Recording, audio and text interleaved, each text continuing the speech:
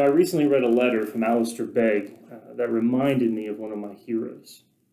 So, have you seen the movie Chariots of Fire? The story of the Olympic champion and missionary Eric Liddell? It's a wonderful movie. In fact, it unexpectedly won an Oscar for Best Picture in 1982. The movie follows his athletic career, but falls short of highlighting his missionary efforts. Eric was a rugby player for Scotland and the fastest man in the world in the early 1920s. He was the runaway favorite to win the gold medal in the 100 meters in the 1924 Olympics that were going to be held in Paris. Eric was only 5'8", but he was heads and shoulders above the rest of the field. The events of his running career, though, took a dramatic turn when the Olympic schedule came out. You see, the prelims for the 100 meters were going to be held on Sunday, and it was against his personal convictions to run on the Sabbath. So Eric Liddell decided to run the 400 meters, and he went on not only to win a gold medal unexpectedly, but he also set a world record in a time of 47.6.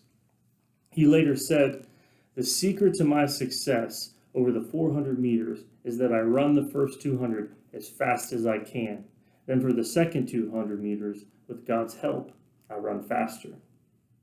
What the movie does not show is Eric leaving Scotland in 1925 for China to serve as a missionary, where he was born in 1902 to his missionary parents.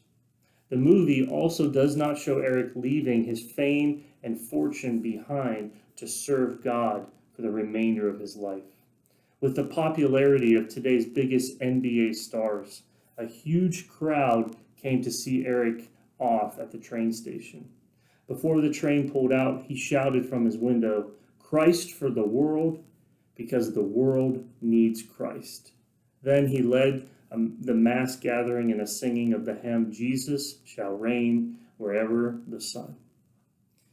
Eric Liddell would die less than 2 decades later in a Chinese internment camp after impacting hundreds of children and colleagues for the gospel.